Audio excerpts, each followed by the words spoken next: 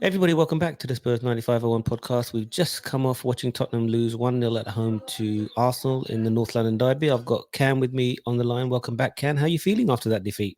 Oh, feeling great, Ray. How are you feeling?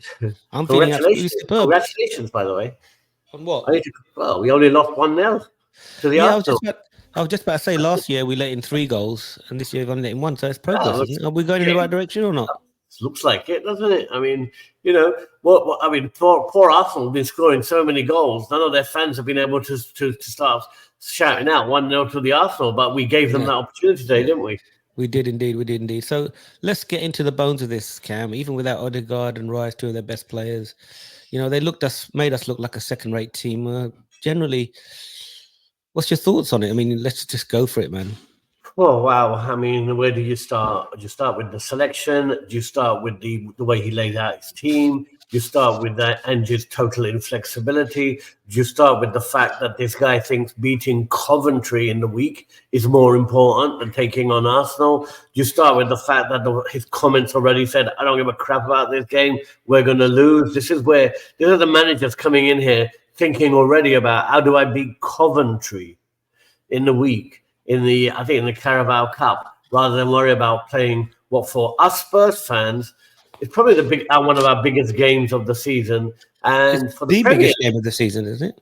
For the Premier. Well, I mean, if we were going for the title and it was like and he had to win a game, that probably would be. But that's never going to happen in my lifetime. It looks like not with Enik and with Ange in place.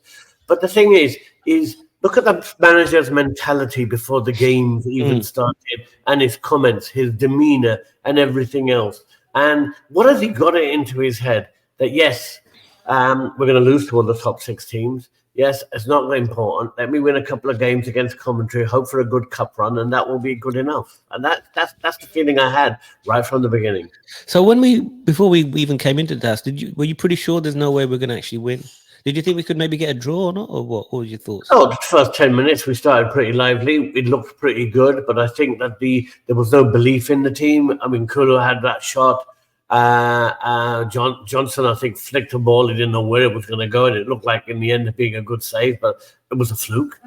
Solanke missed a chance on a good header. But, I mean, again, I would say, I'm going to go through all the players very quickly with you here, but let's just talk about Dominic Solanke. He's come in, 65 million. He's in the team. He huffed, he puffed. He did a lot. He did run around a lot. It looked like he sweated up a lot. But for me, this weekend has been the tale of the two Doms. You had the guy, Dominic Calvert-Lewin at Everton, clearing on the keeper, clueless. They didn't know what to do until they took the ball off him. You had Dominic Solanke given the ball literally right on the edge of the box. Nobody around him, anywhere near him. 2 touches, didn't know what he was doing. And you've been a bit harsh on him at the moment. He's only just joined Tottenham. He looked pretty decent at Bournemouth. He scored 19 goals. He did at Bournemouth. Hold on. Is it not that the solution, the style of play here, maybe he has to get used to that? Let's just give him a bit of He's playing one of the best teams in the league. So you played it for Liverpool, you played for Bournemouth, and I think you played for who else did you play for? Chelsea. Anyway, Chelsea, played for big clubs, and you get the ball given to you with no one around you at the on the edge of the box, literally in the box, right? And then you say that he's got to get used to our style of play. This is not the reason we lost the match. That's not the. Hit the bloody ball. Hit the ball. 2 touches. He panicked. And I said it was the tale of the two Doms. 2 useless Dominics in the Premier League. One's going to get Everton relegated, and one's going to get us down into about the position of about 15 or 16. Let's be serious about it. That's not the reason we lost the match, because he didn't score from that. Because, Arsenal would just gone up again. What is the real reason we lost this match? Is it just our players are not good enough? Or what is the reason? I don't believe that at all. To be honest with you. I don't believe. To go at Dominic Solanke. I don't believe those players are good enough. I believe if you got 4 Catalan and Basque managers in the Premier League, and they're all fantastic. They're all fighting each other. There's Maresca, there's Areola, there's Guardiola, and there's Arteta. There's Arteta, sorry. Let's put number 5 as well. Our friend at Aston Villa. Yeah. And we've got Lopetegui too. So we've got about 6, 7 more than anywhere else. Probably there's a reason why Spain are producing some of the best managers and some of the best players in the world. But this is Tottenham. Let's just stick with someone who won some trophies at Celtic. Why is Ange here first? I mean, let's deal with that. Ange is there for one reason, because he only cost 2 million. So, tight-fisted, tight-ass Tottenham, cheapest manager on the bloody planet, and that's why we're keeping him. His tactics don't change. His positions don't change. You get in a manager, even if, for God's sake, we had Pochettino going to come back. I mean, anybody and a manager with a bit of tactical skill and understanding could take this team, I personally believe, to a much higher level. I think personally, this is one of the best. This is one of the best teams we've had in a long time, with the back four, the midfield. We've got a decent striker. He might not be the best in the world, but he's a decent striker. They're underachieving, aren't they, Cam? Underachieving. Just take the position of our captain, Heung-min Son. He was on the left. Did you even notice he was playing in the game? What if he wasn't on the field? Would you have noticed he wasn't there on the field? Yeah. Same for Brennan Johnson. Do we blame Son, who has been joint top scorer, who scored, I think, over 14, 15 goals last season? Do we blame Son, or do we blame the manager who doesn't know how to play him? Do we blame the manager who doesn't know how to use the forces that he's got at his disposal? Or do we blame the manager who hasn't got a clue what to do in midfield, where he was playing Maddison, where he was playing... Let's stop you there for a moment.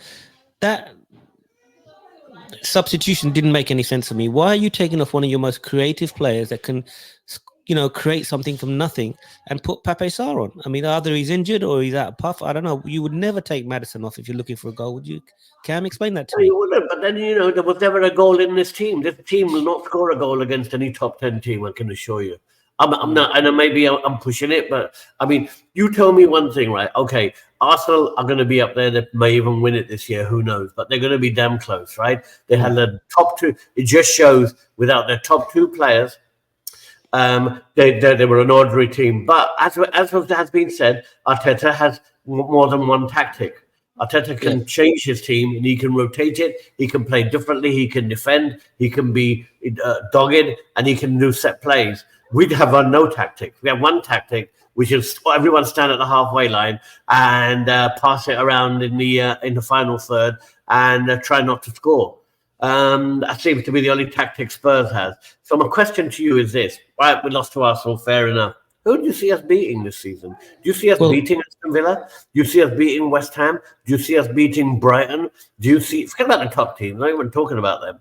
Do you see us beating Bournemouth? Do you see us beating Bournemouth? Do you see us beating Chelsea, who are pretty crap right now? They know they got 6 points in the bag already.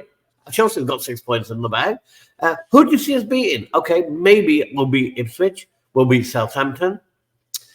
We might draw to Wolves. Beating Wolves. Wolves are our bogey team. Do we beat Wolves? Who do we beat? We couldn't beat Leicester. We're not going to beat any of the top teams, that's for sure. So what is likely to be a mid-table finish? And, my question is, if it goes on like this, I mean, can Ange survive? Can he actually survive, or was Levy in a corner? Nuno for that. We fired Nuno. Nuno went from August manager of the month to September fired, I believe. Correct? Yep. After his poor performance at the Emirates. And that was at the Emirates. We lost 4-0. I think we got beaten pretty badly at the Emirates that time. Yeah, and everyone 3-1. Everyone turned on him. This is a home game against a very, very depleted Arsenal team. And got rolled over. There was only going to ever be one result, wasn't there? My question to you, though, is, okay, we know that Vicario is extremely poor goalkeeper, and he is not the solution. I think we've got to really think seriously about this. Because until that guy has another couple of years, right, and learns how to bloody deal with set plays and corners, you cannot, in the Premier League, where you've got these big guys that are going to be coming in, some of the lower teams coming in, powering it into the box and hitting those headers and everything else, right? They're going to rip us to pieces. So but we're in basically Black Cam.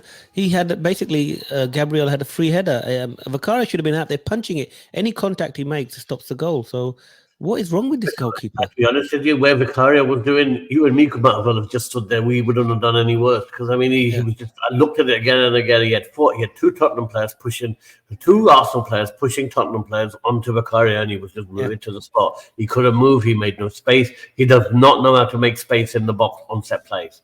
All But they have to do we've got no option now because and he melts. we've got no option now because we don't have any other goalkeepers. So what do you say? What do we do?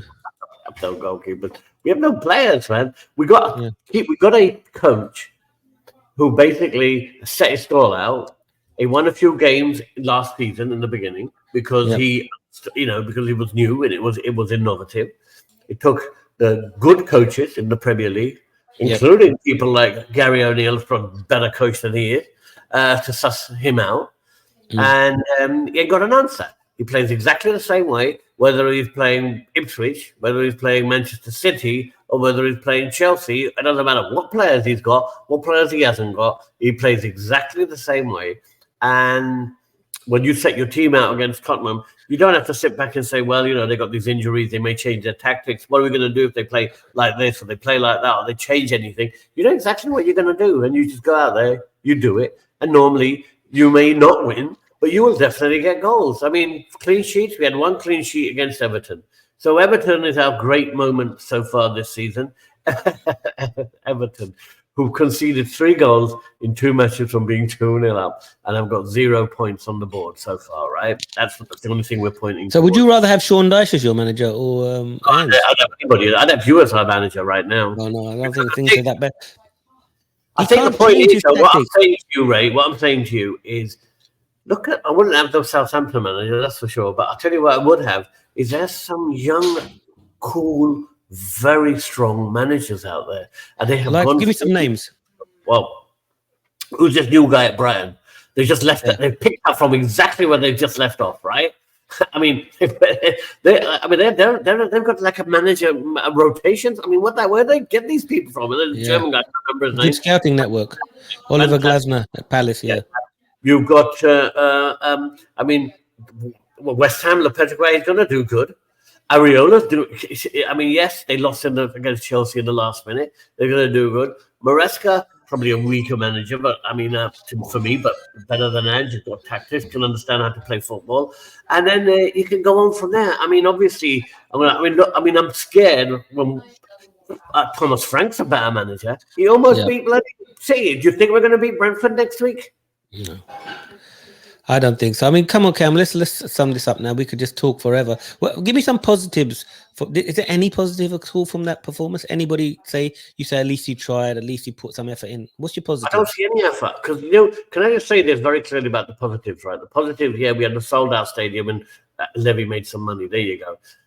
The other thing I'll say to you is the hunger, the passion, the technical skills, the drive. The Premier League, when you see some of those lower teams, I say lower teams, I mean, we're a lower team now, but when you watch those games, like you watched yesterday, the 3-2 Villa and Everton, they look like cup finals. They're out there, they're running around, they're giving it all, they're puffing, they're up and down the field, right? At Tottenham, we're just passing in the last third amongst ourselves. Every game we play like we're winning 4-0. No urgency.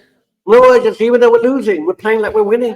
Where did you think, even before the goal went in, where did you think the goal was coming from, Ray? Who did you think would score a goal? I couldn't see any way. The only way the goal was going to come was an own goal or maybe a lucky deflection, but there was no way there was a goal coming in anyway. And didn't we get a couple of own goals already to help us? There wasn't an own goal against Leicester, wasn't there? I mean, what is going on here? What is wrong with this guy? I don't know. But the thing is, I mean, what is going to be happening? He's going to get a lot of heat now after this defeat to Arsenal at home. Hardly we didn't do anything really. He's going to do what he always says. He's going to look at issues and say, well, got away from us, mate. Well, that's in this game, pick ourselves up. Got our Coventry in the week. We'll beat Coventry, you'll be all right.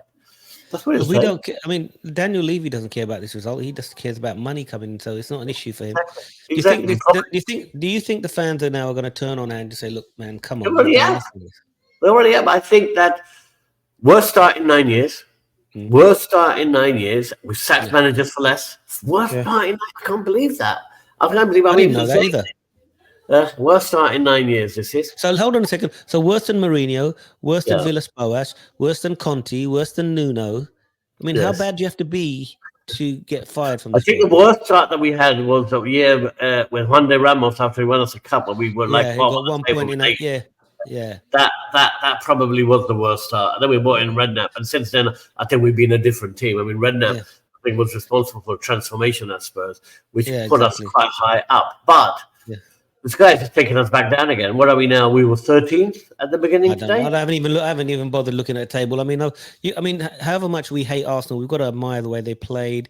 We didn't even look like scoring. This defensively so strong. Look, we had two. I want to say one last thing before we go, because I know that you want to wrap this up and get get it online. Now, the thing is, what I want to say is you had two has-beens by Arsenal in midfield. They made us look stupid. That's Jorginho and Partey. and Partey, both of which Arsenal would have probably been happy to get an offer for and let them go this season, Yeah. right? They look Yeah. better than any player we've got in our whole bloody team. What does that tell you? We got done by two 30-somethings has-beens, right? Who just made us look stupid. Cam, final word from you. Final word. Final word from me was not surprised, no shocks to be expected. Always get disappointed. Always have a little bit of hope. After the first 10 minutes, I thought, you know what? They're all going to talk me. They're going to prove me wrong. The team is going to prove me wrong, and we might even get something out of this. But it's that little bit of hope that destroys you. That kills you. I hope it kills you. I'd rather they scored in the first minute and I can get the pain over with. Yeah. So my concern, Ray, and I'd like to hear your views as we go out, but my final thoughts are: where's the win coming from? What are we aiming for in the Premier League? What are we expecting? Yeah, but that's a good question. 10 team we can beat. What do we want as a team? Well, I don't know. I haven't seen our fixtures, but we've got Brentford and then we've got Man United. I can't see us winning those games. So, I honestly think that it's going to get really toxic for Ange now. And unless something happens, he's just going to plotter along, maybe get into quarterfinal of a cup, semi-final of a cup. We're not going to win anything. We're not going to win the Europa League. And it'd just be like, Levy will be happy because, he doesn't have to pay any compensation, doesn't have to get a new manager. I personally, if it was me running the club, I would fire Ange, get Thomas Tuchel in straight away and say, off you go, buddy. You got 2 or 3 years. Do it. What would you do? My question to you was going to be, who would you bring in for Ange? Tommy Tuchel, always. Tommy Tuchel, Champions League winner, beat us endlessly when he's at Chelsea. Tactically, I don't think there's anybody better than him. So who would you get in? I mean, I think I would have loved one of those young, hungry managers that the other teams have got in, because they've got managers in who've taken poor players and made them better. And his biggest skill, as we've said before, is to take good players and make them worse. I mean, incredible skill. I mean, I think Odogi's become worse. Can I ask you one more question? Of course you can. Where was Gray? Where was Bergvall today? I have no idea. Where were they? I mean, talk about lack of innovation, lack of ideas, lack of any understanding of the game, lack of how to actually change something, throw a wild card out there. You bring in the youngsters, do something, confuse the opposition, do something. He did nothing. Agreed. Because I wouldn't have seen Gray and Bergvall that much. So it's an unknown. But what you do, you take Maddison, a most creative player, off. You bring in Sarr, who I don't know if did anything. Thibaut Werner doesn't do anything at all. I mean, these are all his players, man. You can't blame this on Werner, but Tuchel would be a great look. I mean, I wouldn't be surprised. I said that Ange will be out by Christmas. Do you think he can get out before then? Maybe before then he could get fired or not? Because my point is I can't, in my heart of hearts, see us winning. Who we're going to be playing like this? I mean, when are we playing Ipswich and Southampton? That's the only hopes we got, I think. I think that Southampton and Ipswich are probably sitting there thinking, bring on Spurs, please, now. Dr. Tottenham, yeah. Okay, man. Thank you for your time. Come on, you Spurs. And come on, you Spurs. Parting words. Out. I want an Ange out. Ange out. Okay, Ange out. Nice. Over and out. Ange out. Bye-bye. See you later. Yeah, sorry for talking over you, buddy.